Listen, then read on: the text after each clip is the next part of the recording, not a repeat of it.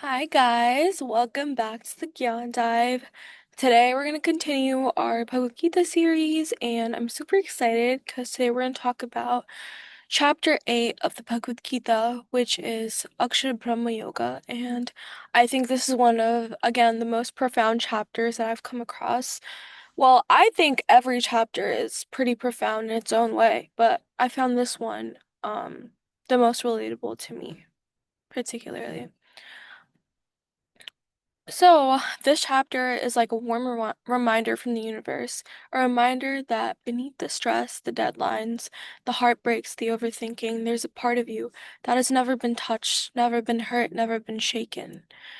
Chapter 8 of the Gita, Akshara Brahma Yoga, is all about that part. The imperishable, the eternal, the you behind all the versions of you the world sees. If you've ever felt confused about who you are, if you've ever feared change, if you ever worried about the future, this chapter will feel like a deep breath for your soul. Let's begin.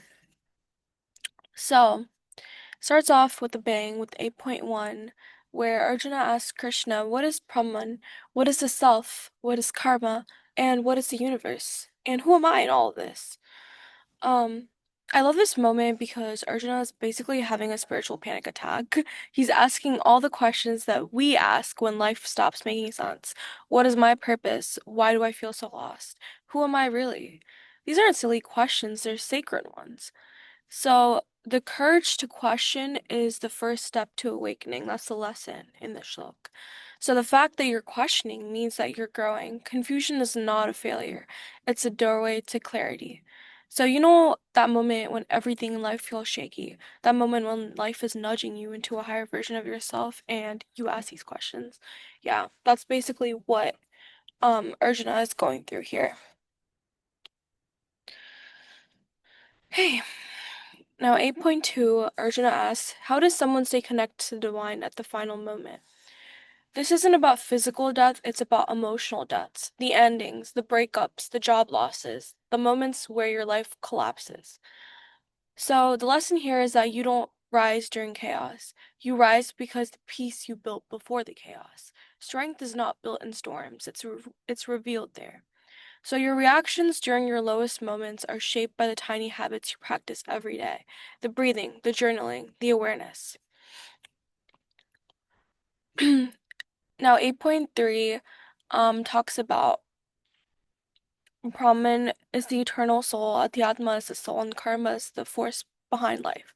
So Krishna is responding to the question that Arjuna asks by saying, you're not your anxiety, you're not your trauma, you're not your heartbreak, you're the awareness that lies underneath all of it. So you're not your body, you're not your soul, and you're not your karma. So you're the lesson here is you're not what changes. You're the witness watching everything change. Your thoughts change, your emotions change, your body changes, your relationships change, but you, the observer, stays the same. So I think this kind of delves into the concept of the soul here. So think about your 10-year-old self. Your looks change, your beliefs change, your fears change, but the inner eye is still the same. That's the soul. Um, and I don't know, I have a very interesting thought when it comes to this. So it makes me think about life after death. Like if we're us, if I'm me, who am I after death? Like who do I become? Where do I go? I think that's always fascinated me. So, um, has it ever done the same for you? And if so, we can have a conversation about that. So put it down below and let me know. Now for 8.4, um, it says the physical world is temporary, the soul is eternal. So we put so much pressure on temporary things, our appearance, our timeline, our achievements, but all that changes. So the lesson here is don't build your identity on things that can disappear. And I think this is something that Sri Krishna has talked about throughout the Gita, that is, you're not your body, you're not your mind, you're the soul. So your worth is not your resume, your attractiveness, your productivity, your mistakes. Your worth is your consciousness, the part of you that nobody can take away or change. Even your body is like an outfit for the soul, useful, beautiful, but temporary. So, 8.5, what you remember, you become. So, remembering the divine at final moments leads to liberation. This verse is not about last breaths, it's about last thoughts, the thoughts that you go to bed with, the thoughts you wake up with, the thoughts you repeatedly choose. So your dominant thoughts become your destiny, and that's the lesson. Your mind becomes your home, so make sure it's not a scary place to live. So, if your mind constantly says, I'm behind, I'm not enough, I'll never get better, then your life will move in that direction. But if your mind whispers, I'm evolving, I'm learning, I'm guided, I'm loved, and protected, your entire path changes. And I think that goes into the modern phenomenon we have of affirmations or talking self-talk, right? Like, oh, like they say, you should say positive things to yourself. You shouldn't talk to yourself in a certain way. Why? Well, this is the reason right here. We have that since ancient days. So I think that's super interesting. And then 8.6, you become what you repeatedly think, which is also an extension of the last one. So whatever you think of consistently is what you ultimately become.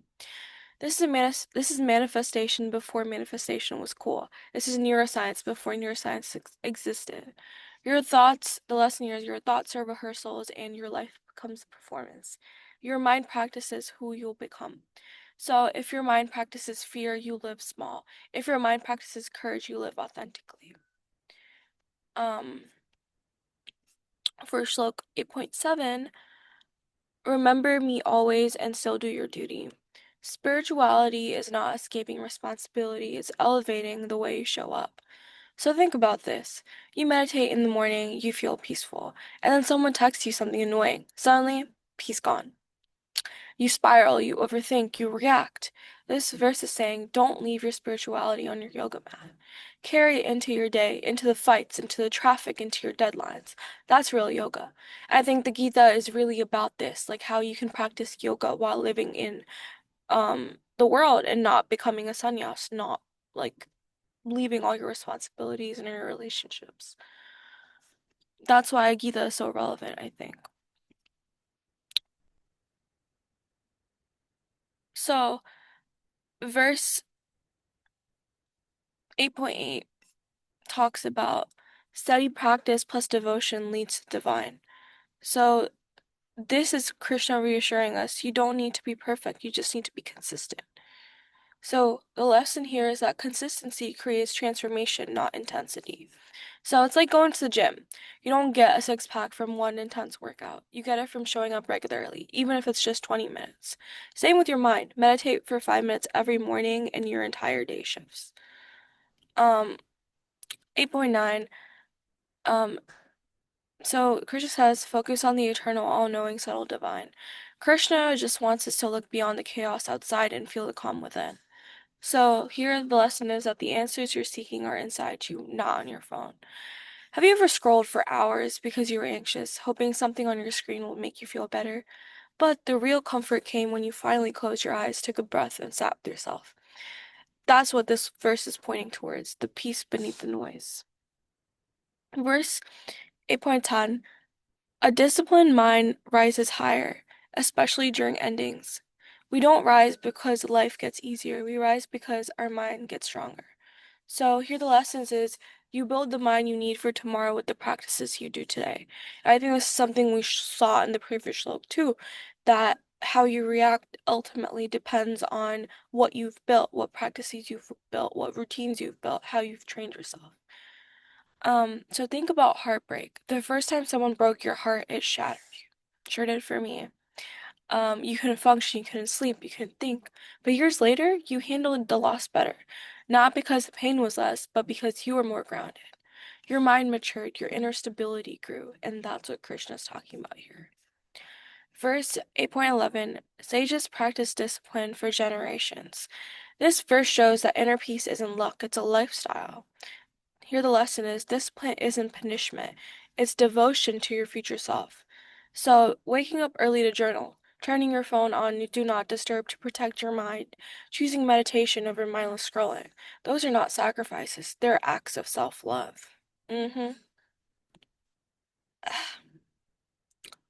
You know that annoying time when there's hair that's caught um between your ear and the back of your earring? It's so annoying. Verse 8.12, withdraw the senses, turn inward. We charge our phone every night, but when do we recharge ourselves? So here the lesson is silence is the medicine your soul is begging for. Imagine this, you're overwhelmed, notifications everywhere, work emails, messages, people wanting attention.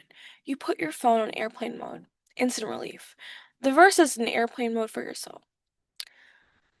Verse 8.13. Chanting Om with devotion leads to deep peace. Om isn't a sound, it's a frequency. It literally shifts your nervous system. Your voice can regulate your nervous system better than any app or hack. So let's try this right now. Take a deep breath and say Om softly. Say it with me. Om.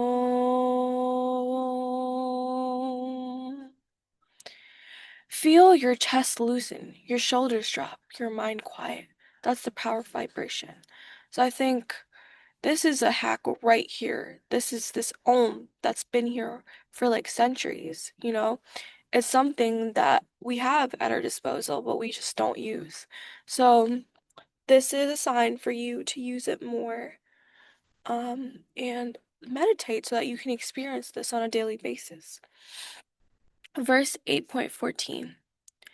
One who remembers with love reaches peace easily. You don't reach God through fear, you reach God through love. And that's what I love about Hinduism. And that's what's been taught to us, that we need to look at God with love and not with fear. And I simply love that. Because you know that love is the most powerful motivator. If your meditation, so the lesson here is spirituality isn't about rules, it's about relationships. So if your meditation feels like a chore, you won't stick to it. But if it feels like spending time with yourself, a moment of comfort, you'll naturally return to it. Devotion is not discipline, devotion is love. So, verse 8.15. Great souls who reach the divine don't return to suffering. So, Krishna here is saying when you awaken, you stop suffering the old way. So, the lesson here is once you elevate your mindset, old pain can't touch you the same way. So think about the things that used to destroy you 2 years ago. A text being left unread, a small fight with your partner, someone not validating you. Now, you handle it with more wisdom, more calm, more perspective. Not because the problem changed, but because you did. Yup. And remember, everything is internal. Even when you blame things on external circumstances or external things, remember that the control lies within. Verse 8.16, even heavenly experiences are temporary. So the lesson here is don't cling to highs, don't fear lows, both pass. Think about the best moments of your life. Vacations, celebrations, falling in love. They didn't last forever. And the worst moments, breakups, disappointments, anxiety episodes, those didn't last either. So nothing is permanent, and you should find comfort in that. Verse 8.17, a day of Brahma lasts billions of years. This is perspective. Krishna zooms the camera out, way out. Lesson here is your timeline anxiety is human, but the universe is not in a hurry. So you're stressed about not having life figured out at 23, but the universe has existed for 4.5 billion years. You're right on time. And I think that's quite comforting. Verse 8.18, at cosmic dawn, creation emerges. So every day life is creating new beginnings even when you don't see them yet. Lesson here is the sunrise of your life may happen when you least expect it. So the job you randomly find online, the person you casually meet through a friend, the opportunity you stumble upon by accident, those are new dawns, quiet, subtle, and life-changing. So sometimes the best things in life are found through accident or something small. You know, you would never expect it, but it happens. So I think the shlok is talking about that. Verse 8.19, at cosmic dusk everything dissolves. And Krishna gently reminds us, everything you cling to will eventually dissolve. That's not sad, that's liberating. So endings are not tragedies, they're transitions. A friendship ends, a chapter closes, a dream shifts shape. It's not failure, it's nature's rhythm. Verse 8.20, beyond this cycle is an internal imperishable reality. So you're not the temporary story you're living, you're the eternal awareness behind it. So the lesson here is you're more than your struggles, you're the consciousness observing them. So when you say I'm feeling anxious, you're actually acknowledging something profound. You're not the anxiety, you're the witness, and that's the eternal part. Verse 8.21. The Supreme is invisible or physical. It's beyond senses. So not everything real is visible. Love is invisible, peace is invisible, energy is invisible, but you feel it. The lesson here is just because you can't see the plan doesn't mean there isn't one. So you've had moments where everything fell apart, and later you've realized it was to make room for something better. That's the unseen working in your favor. Oh, that's happened so many times in my life. I can go on and on about that, where something heart-shattering happened to me, and I thought, oh my gosh, like, why is this happening to me? But it turned out to be a blessing in disguise and turned out to be the best thing ever. So drop down in the comments if you've experienced anything similar, because I'd love to hear your stories.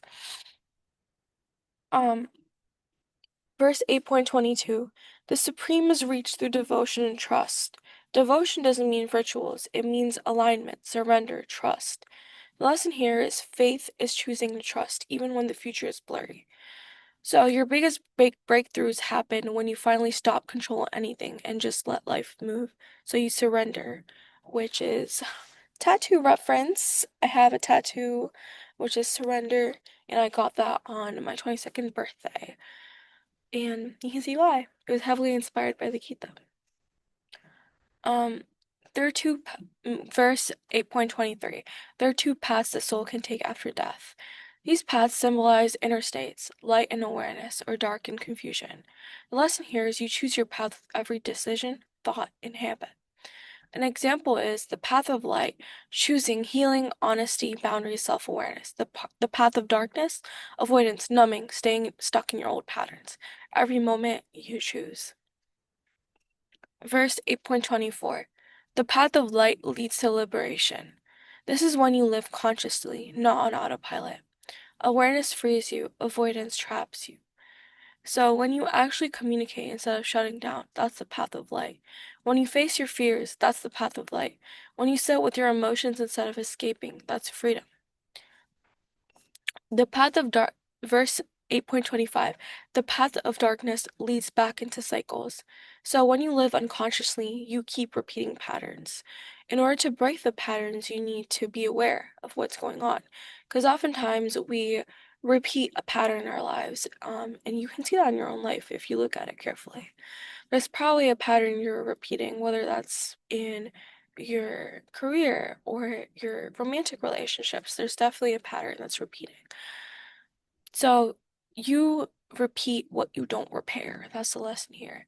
You attract the same kind of toxic partner, the same kind of arguments, and same kind of insecurities until you heal the root inside of you. And I can't emphasize that enough. I personally kept attracting the same kind of toxic partner until I decided to heal all the things within me and expect a different reality. And that's when it really happened for me. So, verse 8.26. These two paths are eternal. So there's always choice in every moment. The lesson here is awareness is a muscle you build one moment at a time. You choose react or respond, overthink or breathe, judge or understand, avoid or communicate, fear or love. Every moment is training. Verse 8.27. The yogi who knows these truths is never confused. So when you truly understand who you are, the eternal, not the temporary, you stop getting shaken by temporary problems. So when you know your soul, the world can't fool you. People's opinions stop controlling you. Your past stop defining you. Your fears stop limiting you. You become stable. Okay, and the last verse, 8.28. The rewards of spiritual practice surpass everything else. This is the Gita's way of saying your inner world is the greatest investment of your life. So everything changes when you change inside. When you heal your mind, your relationships improve. When you regulate your emotions, your decisions improve. When you build inner stability, nothing, absolutely nothing, can shake you in the same way. So, chapter 8 is a love letter to the soul. It's Krishna reminding us that beneath every fear, every crisis, every heartbreak, every transformation, there is an unbreakable, untouchable, eternal part of you. You're not your anxiety. You're not your past. You're not your mistakes. And you're not your timelines. You're the imperishable awareness, the Akshara within. And when you live from that place, life becomes less scary, less heavy, less confusing, and infinitely more beautiful.